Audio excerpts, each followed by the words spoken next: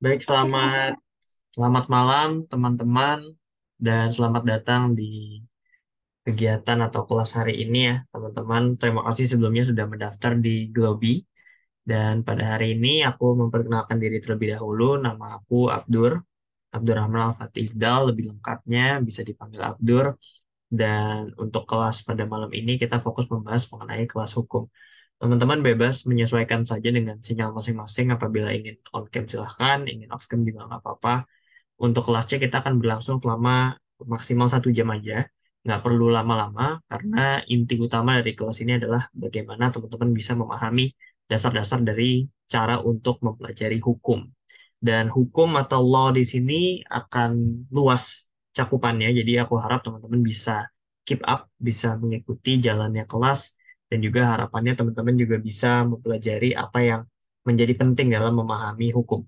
Ya, presentasinya akan dibawakan dalam bahasa Indonesia. Sesekali aku akan menggunakan bahasa Inggris untuk memberikan penekanan yang berbeda terhadap istilah-istilah tertentu yang memang menurut aku, menurut tim, itu lebih maksimal apabila disampaikan dalam bahasa Inggris. Dan kalau ada yang tidak bisa dipahami atau sulit untuk dipahami, teman-teman kami harap bisa bertanya langsung aja ya. Dan juga bertanya apapun mengenai materi hari ini ataupun 3 materi ke depan yang nanti akan disampaikan dalam kurun waktu 2 minggu ke depan. Kita lanjutkan untuk materi yang berikutnya adalah mengenai apa yang dimaksud dengan hukum. What is law? Apa yang menjadi hal-hal yang dapat disebut sebagai hukum. Kadang kalau kita bicara law, bicara hukum, kita mungkin akan teringat sama undang-undang, kita akan teringat sama peraturan-peraturan. Kalau teman-teman yang lagi kuliah atau lagi SMA sekarang, itu pastikan ada tata tertib sekolah, tata tertib kampus, dan sebagainya. Nah, ya, nanti di sini teman-teman akan mulai bermunculan asumsi-asumsi. Ya, hukum itu apa sih? Apakah hukum itu rules, aturan? Apakah hukum itu orders atau perintah? Apakah hukum itu kertas-kertas, papers yang sering kita lihat tertumpuk di kantor-kantor? Atau hukum itu adalah sebatas undang-undang atau sebatas peraturan yang dikeluarkan oleh presiden, oleh menteri, oleh DPR, oleh Mahkamah Agung dan Konstitusi dan lain sebagainya.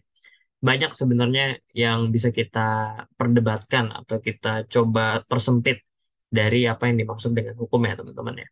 Waktu aku semester pertama sekolah hukum di Fakultas Hukum, aku juga waktu itu penasaran ya, sejauh mana sih sesuatu itu bisa dianggap sebagai hukum. Kalau aku ngasih aturan, ya, aku bacakan aturan ke adik aku misalkan, kamu nggak boleh gini gini gini gini. Ini ada laptop, kalau mau dipakai bareng-bareng aturannya dari jam sekian sampai jam sekian. Itu masuk ke hukum nggak sih? Atau hukum itu kalau yang ngomong dari penguasa ya atau pemerintah itu baru hukum. Sedangkan kalau kita sendiri yang bikin itu bukan hukum. Apakah itu yang dimaksud dengan hukum? Itu waktu aku belajar awal-awal ya, bahwa kalau kita pengen belajar sesuatu nih teman-teman, dan ini berlaku di pelajaran apapun ya, nggak termasuk hukum juga. Kalau kita mau belajar apapun, kita harus radikal dalam bertanya. Ya, penting untuk kita menjadi orang yang radikal dalam bertanya. Artinya apa? Kita perlu memberikan pertanyaan sebanyak-banyaknya yang sedalam-dalamnya agar kita tahu batasan apa nih yang ingin kita pelajari. Jangan sampai kita pengen belajar sesuatu, kita sendiri nggak tahu nih yang dipelajarin itu apa. Kita cuma menerima doang. Ya, kita hanya menerima ilmu informasi, tetapi kita tidak bisa menyerap apa yang diinformasikan kepada kita. Nah, di slide berikutnya teman-teman bisa lihat bahwa aku mengutip definisi hukum di Kamus Besar Bahasa Indonesia terlebih dahulu ya. Di sini ada 4 cakupan. Kalau kita dari segi linguistik ya, dari segi bahasa dulu. Pertama, peraturan atau adat yang secara resmi dianggap mengikat yang dikukuhkan oleh penguasa atau pemerintah. Ada kata dianggap mengikat, teman-teman. Jadi hukum itu salah satu unsurnya adalah kekuatan mengikat. Kalau aku ngomong gini, Ceva nggak boleh tidur sampai jam 5 sore misalkan. Atau Jihan tidak boleh makan sampai jam 7 malam.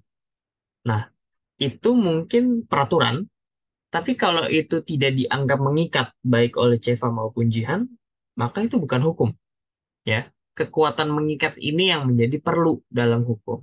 Contoh, kalau misalkan kita bikin peraturan, misalkan aku DPR nih, dan Presiden bikin undang-undang, tapi undang-undangnya udah nggak berlaku karena udah nggak zaman istilahnya gitu, udah nggak sesuai nih sama masa sekarang.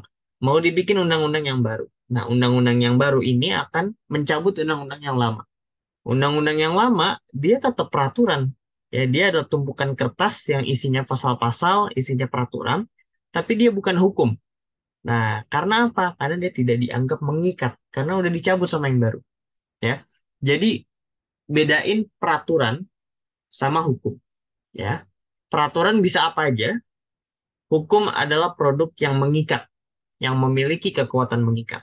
Ya, ini yang membedakan. Terus definisi kedua di sini ada undang-undang, peraturan dan sebagainya yang mengatur pergaulan hidup masyarakat.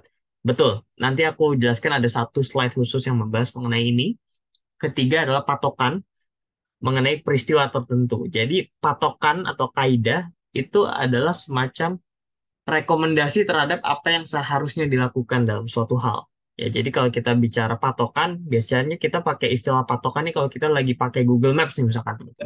Kita mau ke, misalkan kita mau ke daerah Jakarta Pusat dari Jakarta Timur misalkan. Patokannya adalah misalkan Bundaran HI. Artinya apa patokan Bundaran HI? Kalau teman-teman udah lihat Bundaran HI, maka ambil putar balik. Nah, itu di Jakarta Pusat. Ya, patokan itu adalah objek atau apapun yang bisa menunjukkan kita ini sedang berada di mana atau kita sedang melakukan apa. Ya, terakhir adalah keputusan yang ditetapkan oleh hakim. Teman-teman sekarang lagi berseliweran, ya, di televisi, media televisi banyak sekali persidangan yang sekarang sedang ramai diperbincangkan. Hakim yang menilai kasus yang sedang berjalan, itu nanti hasil keputusannya itu juga merupakan hukum. Ya, jadi hukum itu tidak selalu mesti dalam bentuk undang-undang, tidak selalu dalam mesti bentuknya itu undang-undang dasar. Apa yang disampaikan oleh hakim secara tertulis dalam bentuk keputusan nanti, itu juga bisa dianggap sebagai hukum. Jadi hukum itu sebenarnya luas. Ya, sejauh ini kalau misalnya ada pertanyaan, Ceva atau Jihan boleh langsung dikirim di chat. Atau kalau mau langsung unmute juga boleh. Aku sangat-sangat terbuka ya. Kalau aku lagi jelasin, tiba-tiba ada yang bingung, potong aku aja. Ya, aku lagi ngomong udah stop aja, berhentiin, unmute. Nanti aku langsung diskusi ya dengan pertanyaan teman-teman.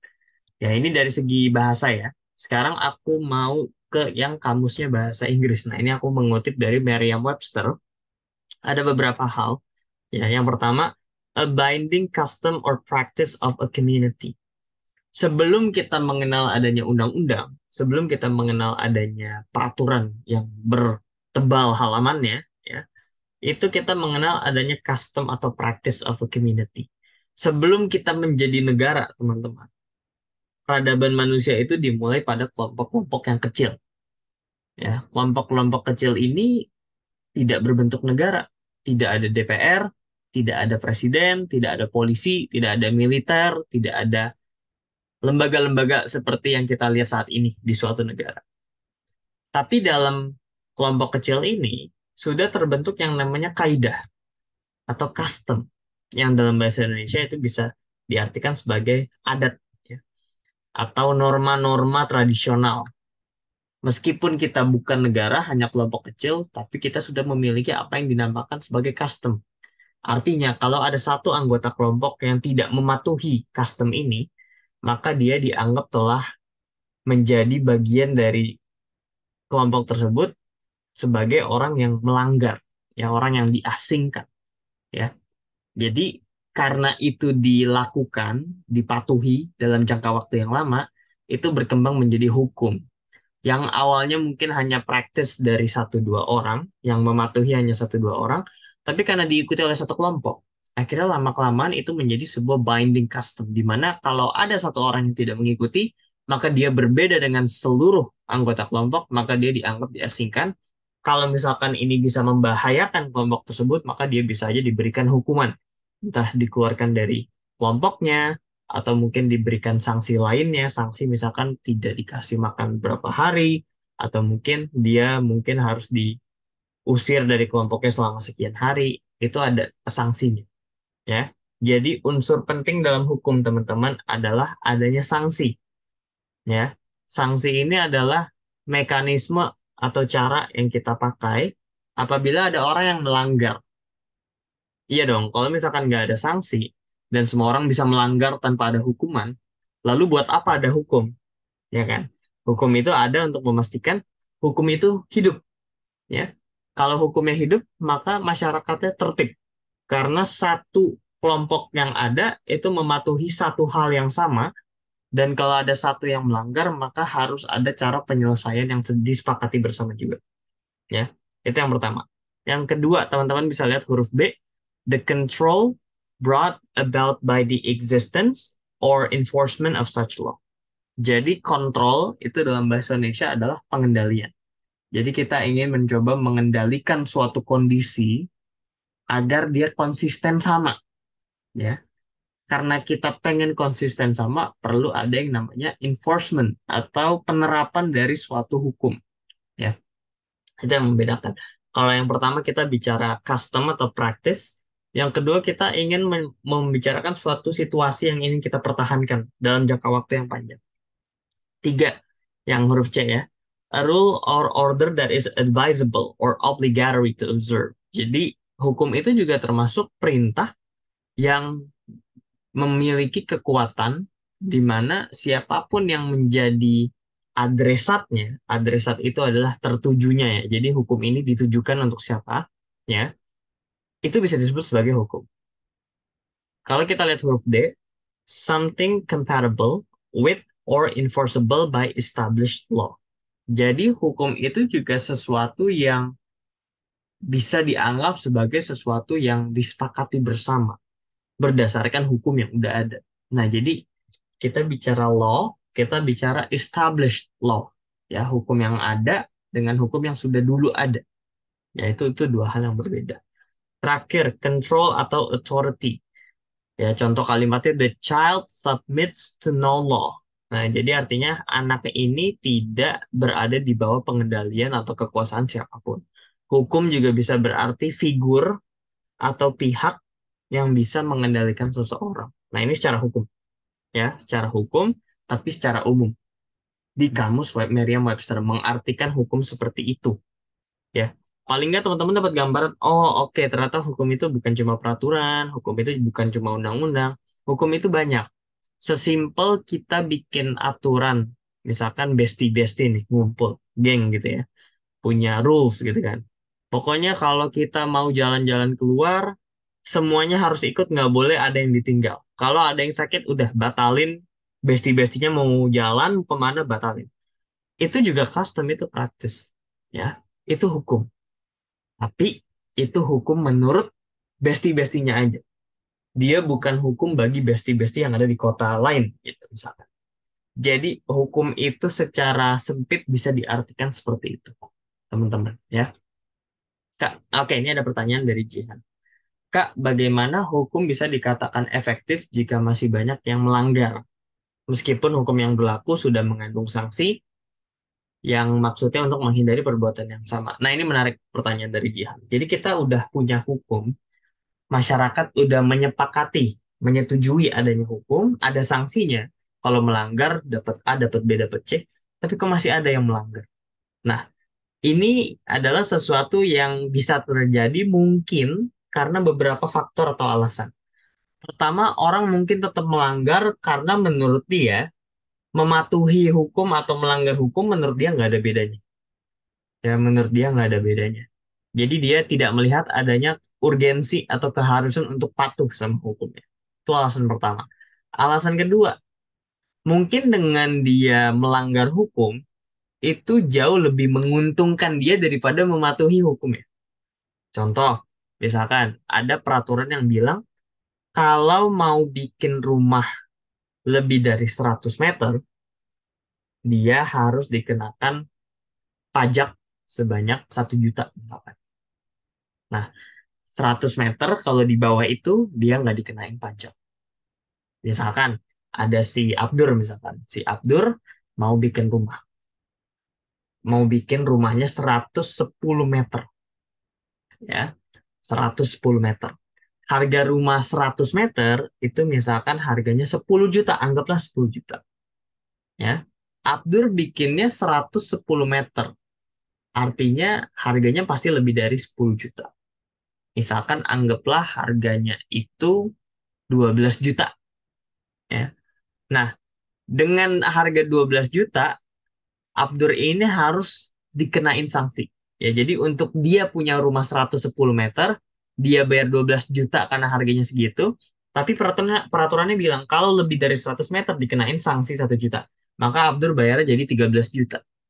Nah, Abdur mikir, kalau gua bikin rumah gua jadi 90 meter, harganya nggak dikenain sanksi pajak, ya, nggak dikenain pajak 1 juta, tapi dengan gua bayar pajak sama gua nggak bayar pajak itu nggak ada bedanya. Malah gua lebih untung dengan gua bayar pajak karena gua dapat rumah yang lebih besar. Nah, jadi pajak di sini itu bisa berperan sebagai cara untuk menekan agar orang tidak punya rumah lebih dari 100 meter. Balik ke pertanyaan Jihan, kenapa orang masih mau melanggar dan gimana caranya biar efektif? Biar efektif, pajaknya digedein. Coba kalau pajaknya jadi 100 juta. Rumah 100 meter, harganya 12 juta, ya.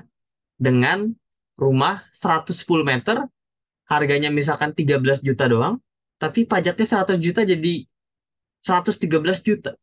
Pasti orang mikir, ah, gue cuma nambah 10 meter, bayar pajak segitu, mending gue bikin yang dikit aja, yang di bawah 100 meter, yang harganya 12 juta. Jadi, banyak cara, Jihan, untuk kita bikin hukum itu efektif. Antara sanksinya diperberat, atau prosedurnya diperketat. Jadi mungkin sanksinya nggak perlu banyak-banyak, tapi prosedurnya diperketat. Silahkan bagi siapapun yang pengen punya rumah lebih dari 100 meter, tapi syaratnya adalah harus bikin dokumen A sampai Z, harus punya persyaratan A, B, C, D, harus memiliki rekomendasi dari pemerintah A, B, C, D, dan sebagainya. Orang jadi mikir, aduh, ini gue nggak mau melanggar hukum ini karena menurut gue ribet prosedurnya. Gitu. Jadi banyak cara, antara sanksinya diperberat, prosedurnya diperpanjang, pokoknya tergantung tujuan awalnya. Kalau misalkan ada aturan yang tadi bilang kalau di atas 100 meter dikenain sanksi atau dikenain pajak yang lebih tinggi, maka tujuan dari hukumnya adalah biar orang itu punya rumah ya udah 100 meter aja. Dengan harapan semua orang punya rumah di tanah yang emang udah sempit.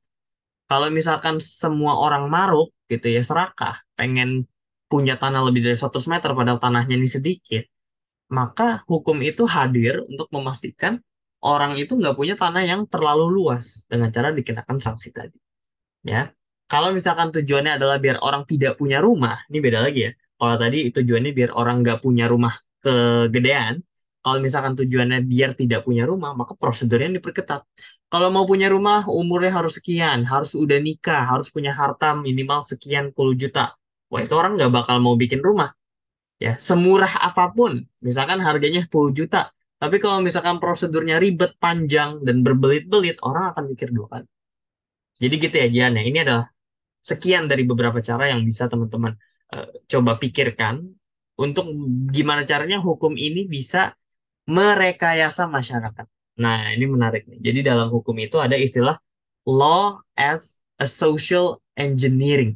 Ya, social engineering itu rekayasa sosial. Artinya masyarakat itu kondisinya A, pengen kita ubah jadi B, itu bisa pakai dengan hukum. Nah, misalkan kita mau bikin tadi, ya aku balikin ke contohnya tadi. Kita pengen bikin masyarakat itu patuh untuk punya rumah jangan kegedean. Kalau nggak ada hukumnya, maka orang ya akan tetap melanggar karena menurut dia mematuhi dan tidak mematuhi tidak ada bedanya. Tapi dengan adanya sanksi, maka orang jadi berpikir, oh, gua nggak bisa nih bersikap seperti B karena kalau gua bersikap seperti B, gua akan dikenakan sanksi. Maka gua akan tetap bersikap seperti A. Nah, itu direkayasa tuh sikapnya. Artinya sikapnya tidak berubah. Direkayasa karena kehadiran hukum. Gitu ya. Jadi ini menarik kalau aku ingat zaman-zaman dulu masih belajar. Oh, hukum tuh punya fungsi seperti itu. Gitu ya. Jihan semoga menjawab. Kita lanjut ke berikutnya. Nah, ini. Law exists because humans can settle their disputes without having to fight. Nah, ini aku baca di salah satu buku hukum yang judulnya Mengenal Hukum, ya, karya Pak Sudikno Mertokusumo. Dia ini dosen dari Fakultas Hukum UGM. Aku waktu masih semester 1 baru banget masuk kuliah hukum, aku menemukan kalimat yang menurut aku sangat-sangat mempermudah aku untuk belajar hukum ya, yang sebegitu tebalnya buku, aku bisa paham dalam satu kalimat aja. Kalimatnya ini, yang kecil ini, yang kedua. The emergence of law signals the advancement of a human civilization. Ya, jadi teman-teman, ini typo ya. Human, sebentar. Human civilization. Law exists. Oke. Ini aku share screen lagi. Nah, the emergence of law signals the advancement of a human civilization. Jadi, peradaban manusia itu dianggap telah dewasa kalau misalkan mereka udah bisa menyelesaikan sengketa, menyelesaikan ribut, menyelesaikan perselisihan, menyelesaikan berantem.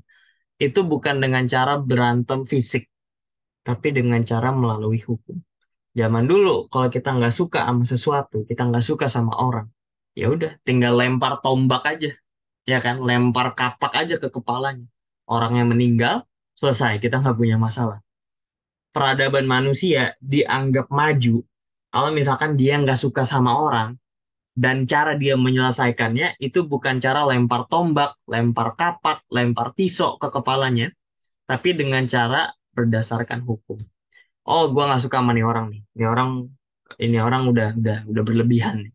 Ya udah, gua gugat aja di pengadilan. Kalau teman-teman ke pengadilan, itu kita nggak ada baku hantam ya. Kita itu adalah berdebat. Kita membuktikan kenapa dia salah dan kenapa kita benar. Atau kenapa dia salah dan kenapa kita ini sudah dilanggar haknya.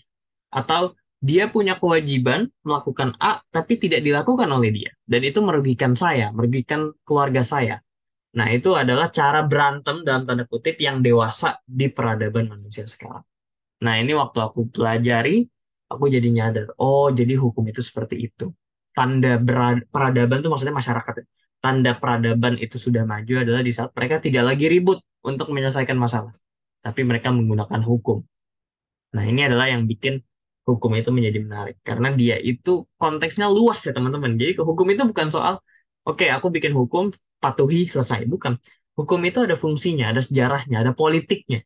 Ya, kenapa hukum itu A, nggak B, gitu kan? Itu ada politiknya, ada sejarahnya di situ. Jadi kita bisa melihat hukum itu dari berbagai segi, ya. Tidak hanya dari segi, oh, kita pengen biar adem ayem, tentram. Oh, mungkin nggak gitu aja. Hukum itu mungkin bisa jadi tujuannya bukan cuma itu. Bisa jadi hukum itu dibuat karena ada maksud tertentu. Ya, itu yang akan teman-teman pelajari nanti ke depan. Kita next. Nah, ini ada dua hal, law as a source of living standard sama law as a common identity. Source of living standard itu maksudnya dalam kita hidup kita perlu adanya patokan tadi ya, perlu adanya patokan. Kenapa? Karena manusia itu punya yang namanya kepentingan. Nah, ini dasar benar-benar dasar hukum. Jadi manusia itu dalam fitrahnya, ya, kita sebagai spesies manusia gitu, itu punya kepentingan. Aku pengen tidur, kamu pengen makan, dia pengen jungkir balik, ya. Si ibu ini maunya belanja, si bapak ini maunya bawa mobil misalkan. Semua orang punya kepentingan. Nah, yang menjadi masalah adalah kalau misalkan kepentingan kita itu berbenturan sama kepentingan orang lain dan tidak bisa dua-duanya dilaksanakan, itu gimana? Contoh, dalam satu ruangan ada satu PS, ya, PlayStation. Ada kakak, ada adik. Kakaknya mau main di jam 8, adiknya mau main di jam 8. Stick PS-nya cuma satu. Nah, gimana tuh? Kan nggak mungkin dua orang main satu stick di waktu yang sama. Nah, hukum itu hadir untuk memastikan si kakaknya ini kepentingannya terpenuhi, si adiknya kepentingannya terpenuhi. Oh ya udah, kita bikin aturan gini aja. Kakaknya main jam 8, tapi 15 menit aja. Kalau udah selesai baru adiknya main. Adiknya udah selesai baru kakaknya main lagi. Jadi ada porsinya, ya. Si kakak tetap bisa main, si adik tetap bisa main. Kalau kakaknya nggak suka, adanya nggak suka gimana sama peraturannya? Ya udah dibikin cara lagi yang lain yang kira-kira disepakati sama keduanya. gitu ya. Kalau misalkan tetap nggak setuju gimana? Ya udah, salah satu harus patuh sama hukum yang udah dibikin. Ya, ya udah deh, kakaknya main hari ini, adiknya besok, atau adiknya main hari ini, kakaknya besok. Kalau ini dilanggar, berarti kakaknya tidak boleh main selama seminggu.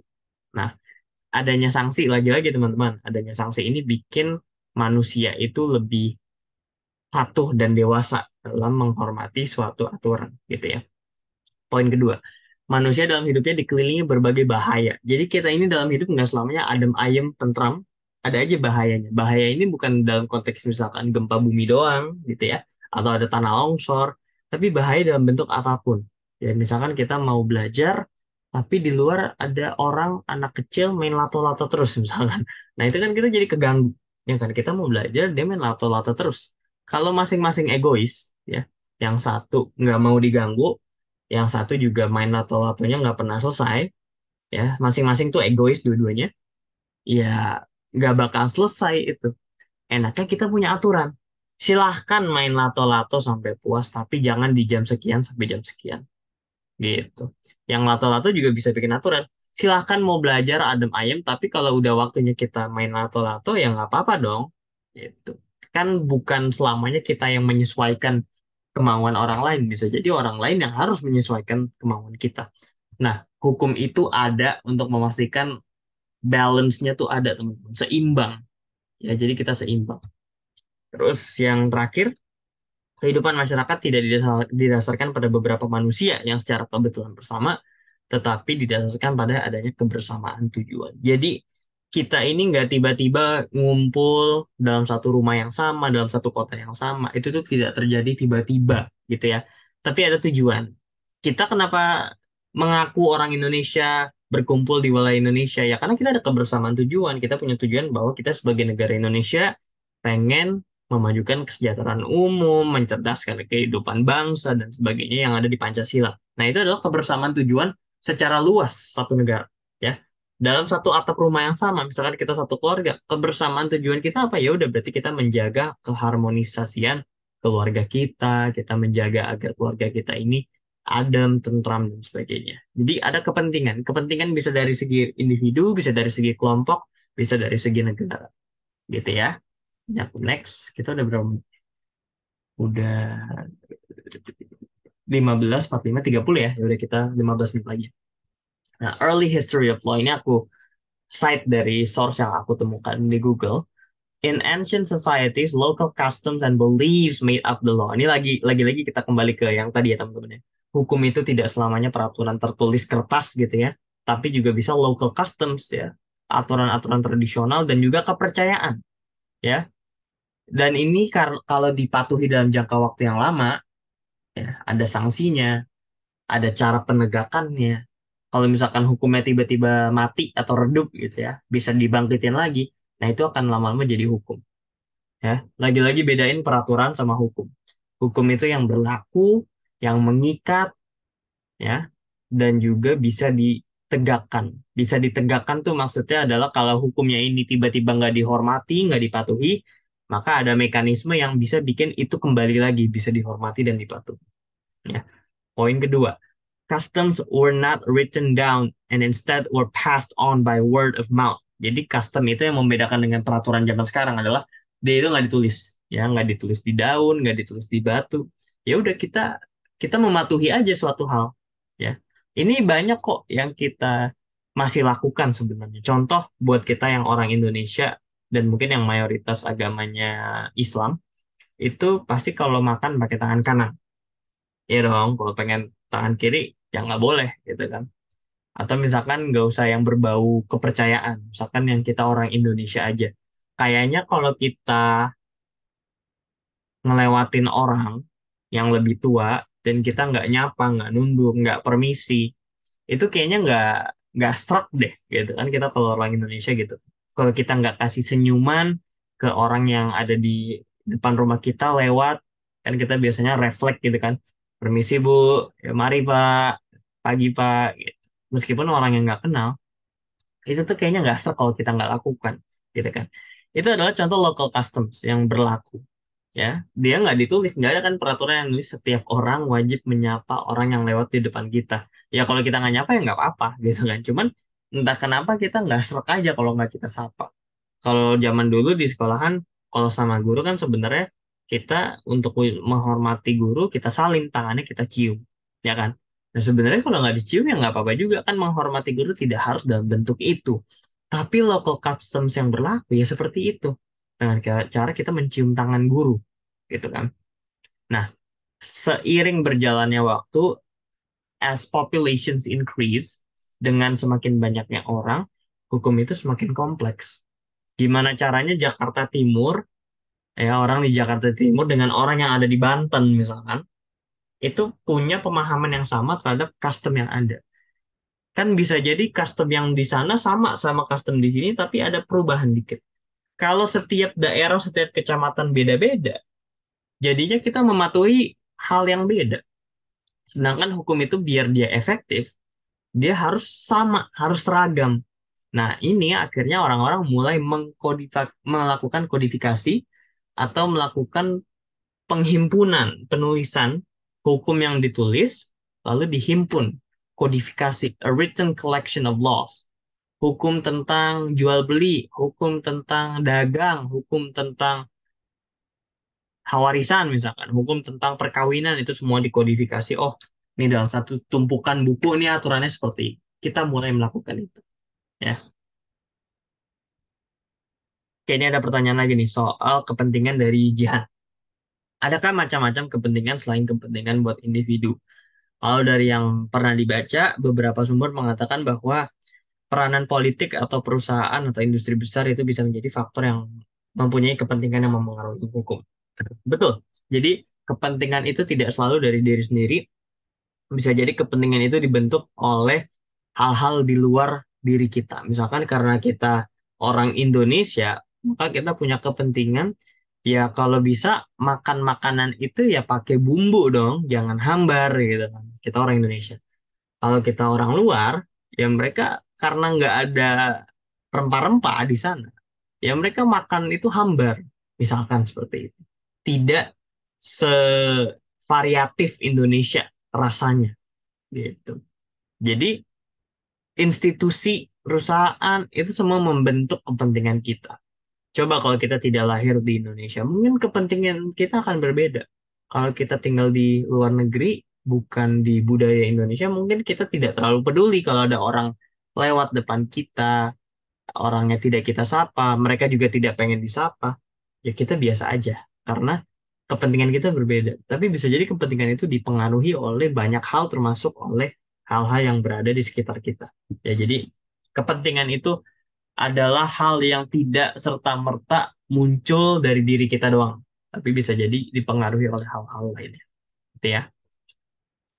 Nah, manusia dalam masyarakat itu memerlukan perlindungan kepentingan. Jadi karena kita kepentingannya sebagai manusia kan kita ada sisi egois kita dong, dan itu tidak bisa kita hilangkan.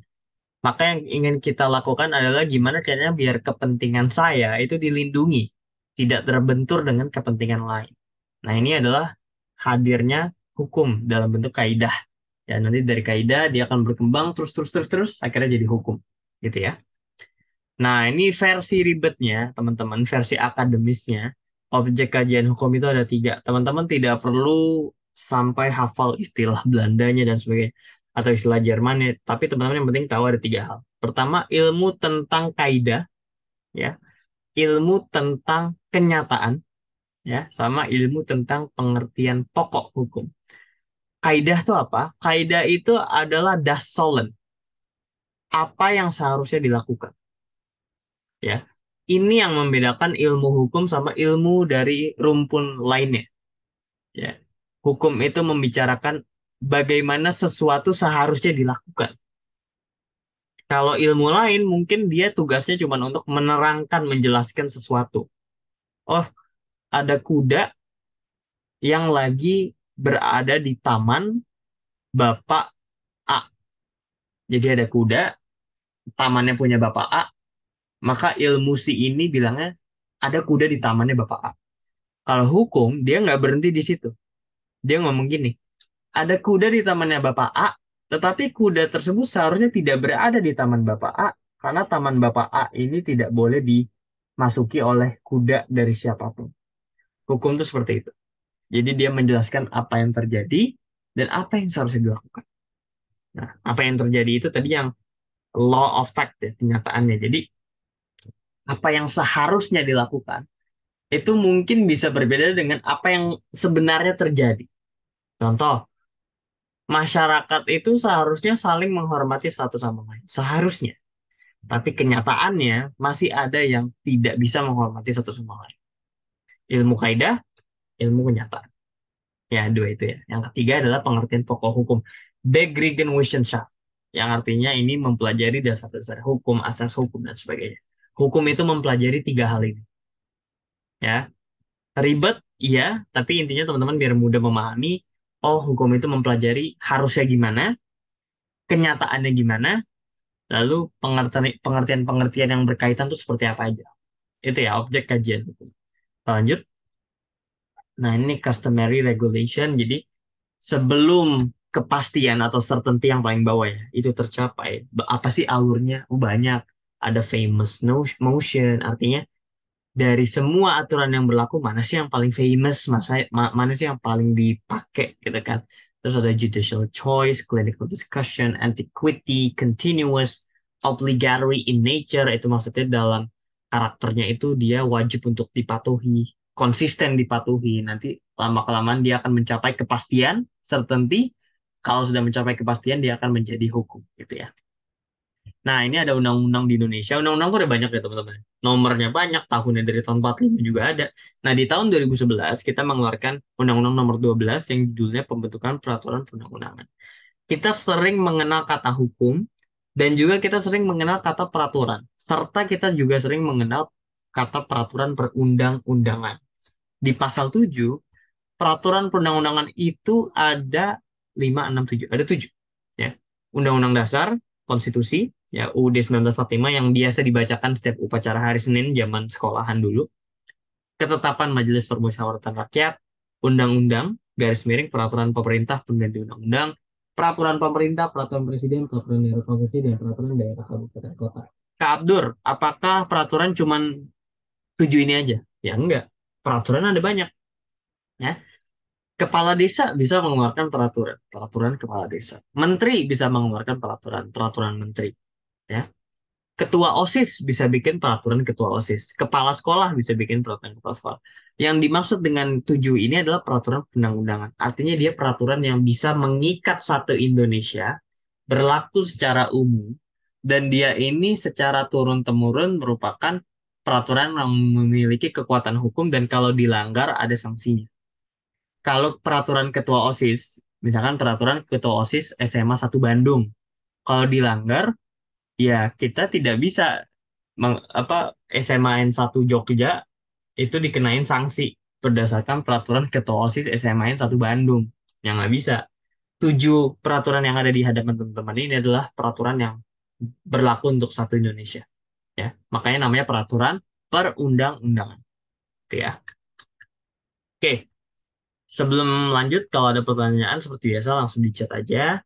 Ini adalah tipe-tipe hukum. Jadi hukum itu, teman-teman, main types atau pembagian utamanya ada dua.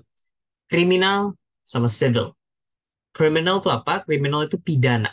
Civil itu perdata. Bedanya apa, teman-teman? Kalau perdata, ini adalah hukum yang mengatur hubungan antara orang. Ya. Jadi, kalau aku misalkan ngutang sama Eza, misalkan. Aku ngutang sama Eza 5.000, ya. Eza lalu nagih ke aku.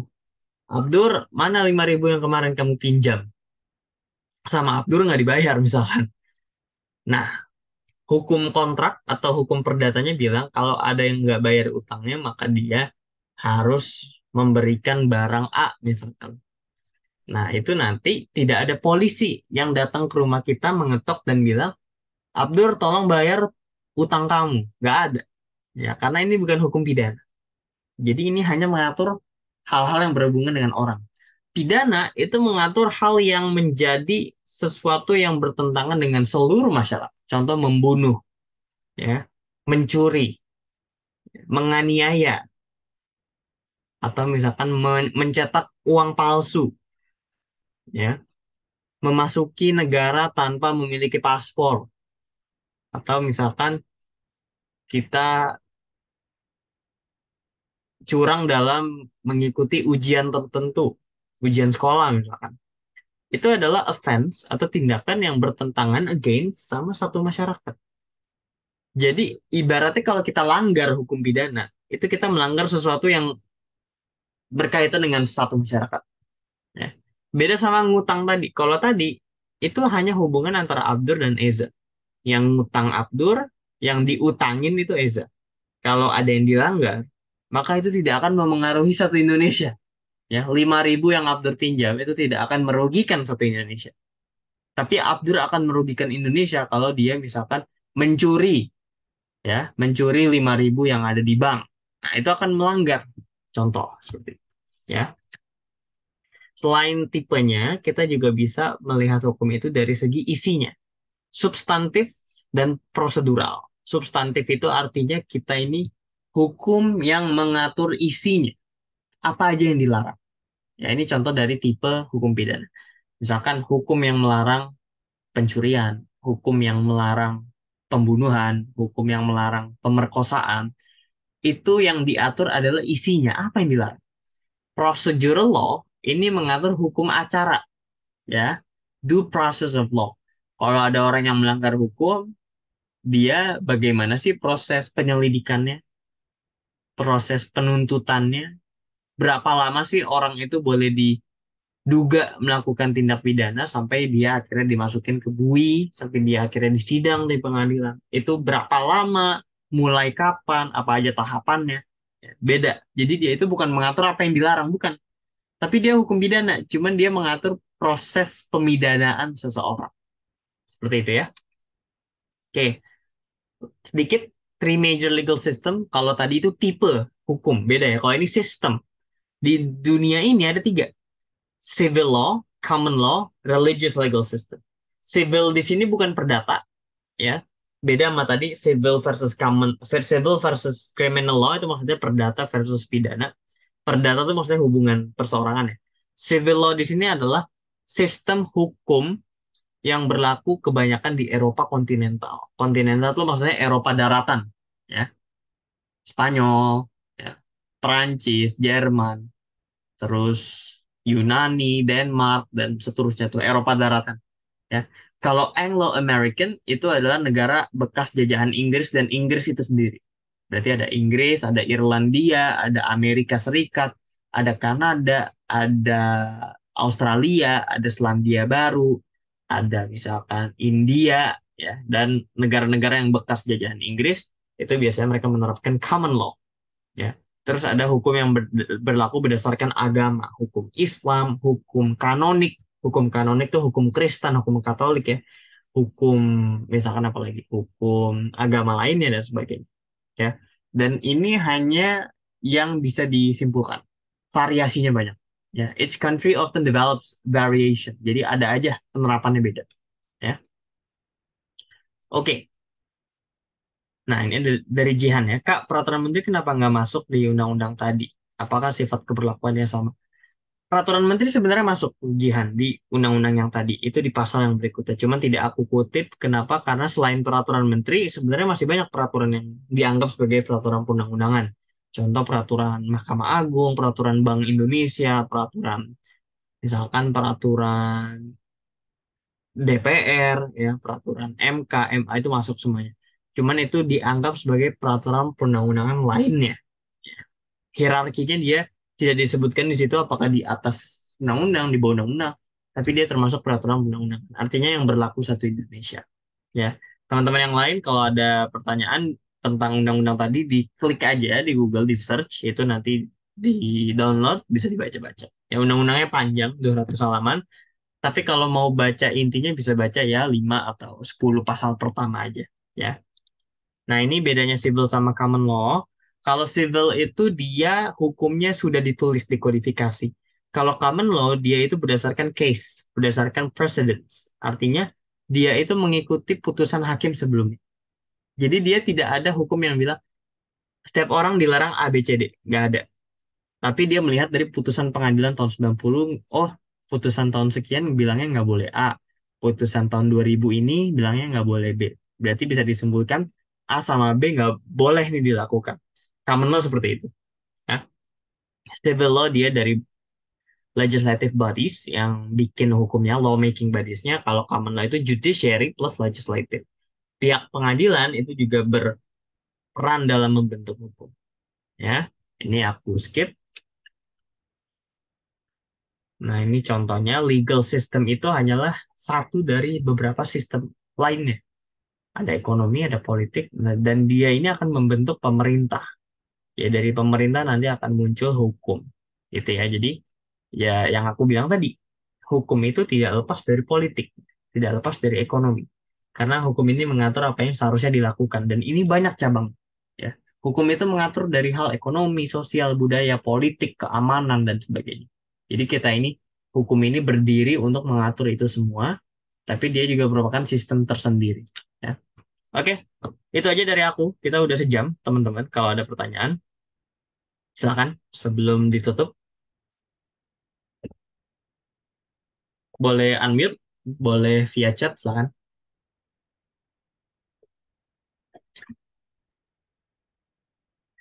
Oke, nanti PPT-nya aku share di grup, teman-teman. Dan ingat, ini kelasnya mentoring. Ya, teman-teman kalau ada pertanyaan di luar kelas, tanya aja.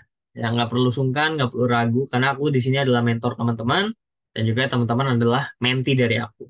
Kita saling belajar, saling diskusi, dan itu tidak semua dilakukan hanya pada di kelas, tapi juga di luar kelas. Gitu ya. Oke, kalau udah clear, terima kasih Ceva, Jihan, dan Eza yang sudah mengikuti kelas hari ini. Kita ketemu lagi besok ya, jam 7.15. Sama jam 7.15.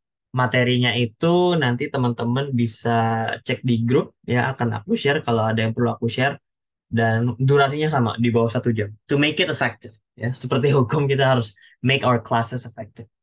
Kalau nggak ada, aku izin tutup. Terima kasih teman-teman, dan sampai jumpa di sesi berikutnya.